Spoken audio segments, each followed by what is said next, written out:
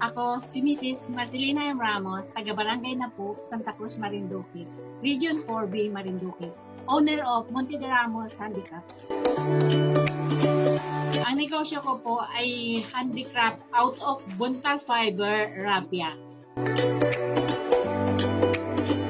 Ang ginagawa po ng Monte de Ramos ay buntal knitting, buntal fabrics, placemat, table runner, buntal bags, and coin purse.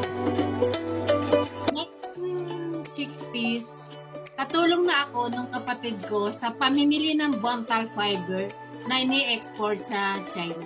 At nang siya ay mamatay, ako na nagpatuloy ng pamimili ng buntal hanggang sa ngayon.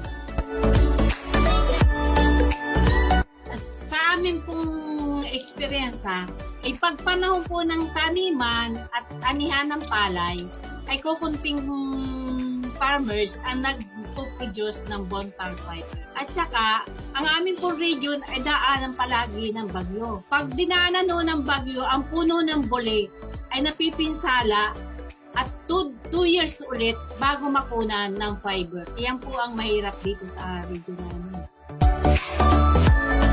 1980s, nang maba ng exportation ng buntal sa China, humingi po kami ng tulong sa DTI.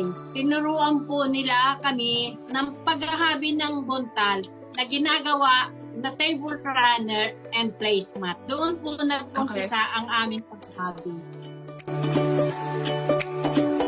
Kahit anong hirap, anong pagsubok na dumadating sa aming buhay, pinapagpatuloy pa po namin ang aming negosyo. Sipag at tiyaga lang po ang puhunan sa ganitong handicraft.